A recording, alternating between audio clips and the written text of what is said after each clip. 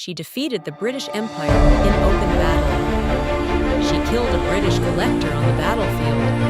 She was fighting for India's freedom in 1824, 33 years before anyone had even heard of 1857. Her name was Chennamma of Kittur, and history buried her alive. Chapter 1. The Queen Who Was Born to Rule.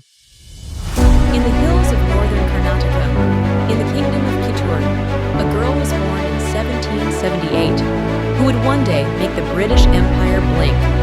Chennamma was trained in warfare, swordsmanship, and statecraft from childhood. She wasn't just a queen, she was a commander. When her husband, Raja Malasarja, died, when her adopted son was stripped of his right to the throne, when the British raised the doctrine of lapse like a weapon, Chennamma did not grieve in silence. She wrote to the British Governor-General himself. She demanded justice. And when justice was denied, she picked up her sword. Chapter 2. The day Kittur shook the empire, October 1824. The British marched on Kittur with cannons, soldiers, and the full arrogance of an empire that had never lost on Indian soil. Chennamma stood at the gates of her fort, and she did not flinch. The battle began, and what happened next stunned the entire British administration. Kittur's forces routed the British army. Collector John Thackeray fell on the battlefield.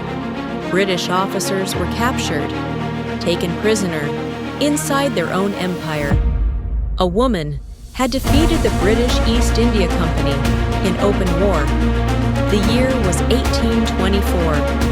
The world had never seen anything like it.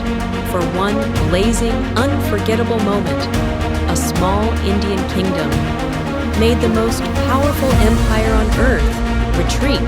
Chapter 3. They could not defeat her, so they destroyed her. But empires do not forget humiliation. They came back. December 1824. A second British assault. This time, with overwhelming force. Kittur fell. Chennamma was captured. She was not executed. That would have made her a martyr too quickly. Instead, they imprisoned her. In the fort of Belhongal, she spent the rest of her life behind bars. No trial, no justice, no freedom. She died in captivity in 1829. She was 51 years old, and the British made sure the world forgot her name. No statues, no history books, no mention in the grand narrative of Indian resistance. Because an empire that admits defeat is an empire that loses control. So they erased her.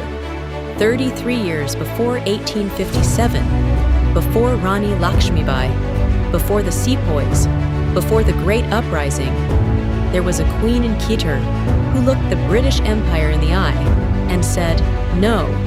She fought, she won, she was crushed, she was forgotten. But here is the truth that no empire can erase forever.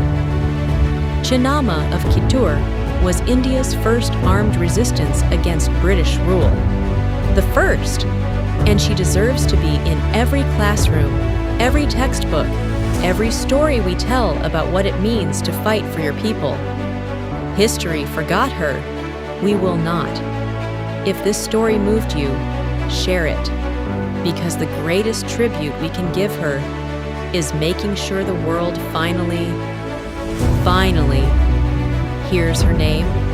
Chennamma of Kittur, Queen, Commander, India's forgotten first rebel. This has been the India Archives.